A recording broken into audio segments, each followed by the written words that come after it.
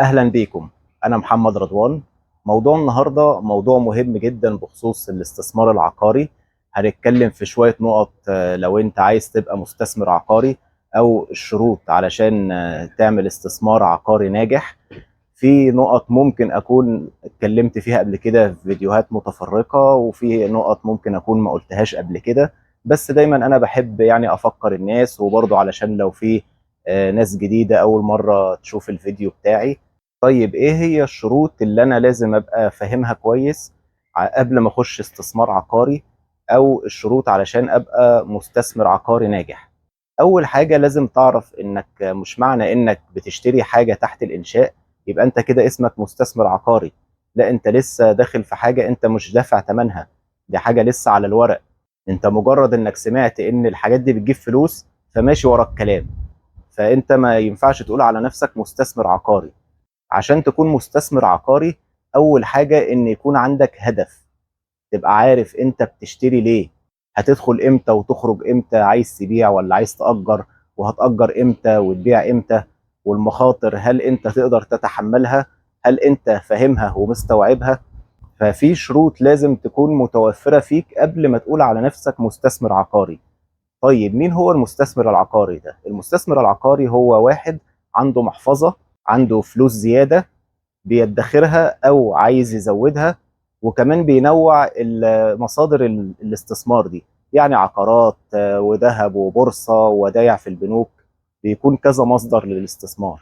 طيب لو انت دلوقتي داخل في استثمار عقاري، هتاخد وحدة سعرها وليكن 10 مليون، وهتدفع النهاردة مقدم مليون. لازم لازم لازم 100 ألف مرة إن يكون معاك المبلغ كله، تكون عارف انك هتقدر تسدد الاقساط دي للاخر، مش هتدفع من مرتبك. ما ينفعش تدخل استثمار عقاري بمرتبك. الكلام ده ينفع في حاجة سكني، بتشتري حاجة سكني عشان تسكن، علشان مستقبلك مستقبل ولادك، ده موضوع تاني. انما استثمار بمرتبي، تقول انا معايا النهارده مثلا هدفع 500 ألف، ومعايا اللي يخليني أسدد أقساط مثلا سنتين ثلاثة قدام، وبعد كده بقى يجي لي فلوس وتدفع من مرتبك والكلام ده، ده ما ينفعش خالص في الاستثمار العقاري. وما تصدقش بقى الوعود بتاعة الإيجار الإلزامي والعقار هيدفع نفسه وإحنا هنأجر لك، كل ده كلام فاضي، وأنا كنت قلته في كذا فيديو قبل كده. وعادة المستثمر بيستثمر في حدود من 10 ل 20% من السيولة اللي معاه. وما تصدقش موضوع انك تدخل في عقد النهارده وتخرج منه بعد 6 شهور ولا سنه، تدفع مثلا في السنه دي حوالي 20% من سعر الوحده، تدفع 100,000 ولا 200,000، وبعد سنه يكون سعر العقار زاد عند المطور 40 ولا 50%، فانت هتبيع بمكسب 200 ولا 300,000، المهم انك هتكون كسبان 50%. ده كلام فاضي، ده ما بيحصلش. النهارده السوق مليان عقارات معروضه للبيع، ما حدش بيشتري. في آلافات من العقارات معروضه للبيع ولسه بتتباع عند المطور. انا هاجي اشتري منك ليه واشتري منك بمكسب ليه؟ انا لو هشتري منك هشتري منك بنفس السعر او بمكسب قليل، انما اشتري منك بسعر المطور ده مستحيل. ما تصدقش الكلام ده. حاجة كمان مهمة، ان انت لازم قبل ما توقع على العقد لازم تقراه وتفهمه. لو انت ما فهمتش العقد، وده وارد يحصل، ده عادي جدا، لازم تعرض العقد ده على محامي، ما تاخدش رأي مسوق عقاري. في مسوقين عقاريين كتير مش بيكونوا فاهمين العقود، انا عارف انا بقول لك ايه. فلازم تفهم العقد كويس قبل ما توقع وتاخد قرار. طيب حاجة كمان، ان انت بتكون مش عارف الاحسن انك تتعامل مع المطور مباشرة ولا مع وسيط عقاري. المشكلة ان انت لما بتتعامل مع المطور مباشرة مفيش حد بيبقى معاك، مفيش حد بيساعدك تختار. المطور او الشخص اللي بيمثل المطور ده هو اللي بيختار لك، واي حاجة طبعا هيقول لك عليها انها احسن حاجة. ده غير طبعا الضغط اللي بيتمارس عليك، الحق اشتري وقت الطرح، الحق قبل ما الاسعار تغلى، الحق الوحدات بتخلص، وتلاقي نفسك في الاخر متدبس في وحده انت مش عارف اللي اخترته ده صح ولا غلط. تيجي بعد كده تعرض على حد او تاخد رأي حد، ممكن تلحق نفسك وترجع تاني، او ممكن تكون وقعت خلاص وساعتها بقى مفيش تلحق نفسك، هتخسر فلوس، يعني هتخسر فلوس. ده غير طبعا ان المطور هو هيبقى عايز يبقى لك في المشروع بتاعه، هو مش هيرشح لك مشاريع تانية مثلا، هيبقى دايما بيكلمك ان المشروع بتاعه هو ده احسن حاجه في الدنيا. انما مع المسوق اكيد طبعا في نفس العيوب، مش هقول لك انهم كلهم كويسين، بس على الاقل في نسبه 50 50 انه يبقى معاك او انه يبقى ضدك. انما مع المطور مفيش معاك، كله ضدك. فانت لو مع مسوق عقاري محترم وتقدر تتوسم فيه الخير كده زي ما بنقول، هيقدر ان هو يساعدك تختار، ولو ما لقاش حاجه مناسبه ليك ممكن يقول لك ما تشتريش ويرشح لك حاجه تانية. بيكون السوق كله تحت ايده، فيقدر يرشح لك ويختار لك الحاجه اللي هتبقى مناسبه ليك اكتر، طبقا طبعا لاحتياجاتك وظروفك. مش مجرد ان هو بيبيع لك في مشروع معين عشان ده بيدي عمولات عاليه او علشان هو منحاز لمشروع بعينه. فانت طبعا لو بتتعامل مع مسوق عقاري محترم اكيد ده في مصلحتك، وهتبقى فرصتك احسن بكتير في انك تاخد القرار الصح في الاخر. طيب حاجه كمان، ان انت بتطلب من مطور ان هو يبعت لك العقد علشان تبص عليه قبل ما تروح توقع وتاخد قرار، فيقول لك لا تعالى لي المكتب. انا ما ببعتش عقود، لازم تيجي المكتب علشان تثبت جديه الشراء. يعني ايه جديه شراء؟ دي حاجه غريبه بصراحه. انا من حقي ان انا اتفرج على العقد قبل ما اروح. الكلام ده بس مع مطور كبير. المطور الكبير هو مش محتاج يعمل الكلام ده.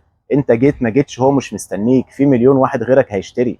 انما مطور لسه جديد واول مره يبني وبيعمل الموضوع ده، يبقى ده ملوش غير تفسير واحد، ان هو عايزك تيجي المكتب علشان يبيع لك في المكتب، علشان يدبسك من الاخر. طيب اللي بعده، حاجه كمان تخلي بالك منها، ان الاسعار في مصر اليومين دول من ساعه اللي حصل في 2023 والاسعار ارتفعت ارتفاع جنوني. فاللي هيكلمك هيقول لك شوف العقار ده من سنتين كان سعر المتر بكام؟ كان ب 20,000، ودلوقتي سعر المتر ب 50,000.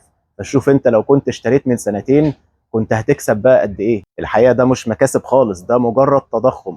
الاسعار بتاعت كل حاجه في مصر ارتفعت، فالعقارات كمان اسعارها ارتفعت. لازم تبقى فاهم انك عشان تكسب في عقار لازم تستنى من 5 سنين الى 10 سنين. مفيش حاجه اسمها تبيع بسرعه. تبيع بسرعه ده بس مع مطور كبير، بس خلي بالك ده برضه مرتبط بشروط. هيقول لك مثلا انت لازم تكون دافع 40% مثلا من سعر الوحده قبل ما تخرج من العقد وتدخل حد مكانك. فالمطور الكبير برضه مش بيسمح بالموضوع ده يتم كده في اي وقت. وكمان لازم تبقى عارف المطور ده مين. هل المطور ده ليه خبرة وباني حاجات ومنفذها والإدارة بتاعته كويسة، ولا ده أول مرة يبني، أول مرة يعمل مبنى بالشكل ده أو يعمل مشروع بالشكل ده؟ فلازم تبقى فاهم كويس مين المطور ده اللي أنت بتشتري من عنده. وحاجة كمان، الاستثمار العقاري في مصر دلوقتي اختلف تماما عن زمان. دلوقتي بقى في استثمار في حاجات أول مرة تحصل في مصر، زي الإداري والفندقي والطبي. في حاجات منها لسه ما اتنفذتش على ارض الواقع، يعني المطور نفسه مش عارف اذا كان بيعملها صح ولا غلط. والموضوع ده اصلا ليه شروط كتيره جدا علشان يتطبق صح وينجح. فانت لازم الحاجه اللي انت هتشتريها وتستثمر فيها تكون فاهمها كويس، وتكون قد المخاطر زي ما قلت في الاول. وانا بتكلم بالذات عن الناس اللي معاها مبالغ صغيره، دول اللي انا بركز عليهم في كلامي. وسيبك من كلمة العقار هو أحسن استثمار والعقار هو الابن البار، كل ده كلام فاضي. ما تقوليش الكلمتين دول وتسكت. قول لي فين العقار ده اللي هو الابن البار؟ أنهي عقار اللي هو هيبقى أحسن استثمار؟ هل كل عقار فيك يا مصر هو الابن البار؟ طبعا ده كلام فاضي، في عقارات خسرت كتير. فأنت لازم تبقى قد المخاطر وفاهمها، خصوصا الناس اللي معاها مبالغ صغيرة. لو انت مش قد المخاطره يبقى ما تدخلش. نسيبك من العقارات خالص وشوف اي حاجه تانية. لو انت معاك المليون واللي حوالين المليون دول فانت في خطر. انما معاك ملايين وبتلعب بجزء منها، ادخل وخاطر ومفيش مشكله. بالعكس دي نصيحه، لازم تخاطر. طبعا النقاط كتيره بس كالعاده وقت الفيديو ما بيسمحش. اتمنى ان انا اكون افدتكم وتخلوا بالكم من فلوسكم. وزي ما انتم عارفين طبعا اللي محتاج مني اي استشاره او اي مساعده يقدر يكلمني في اي وقت. كان معاكم محمد رضوان، واشوفكم الفيديو الجاي.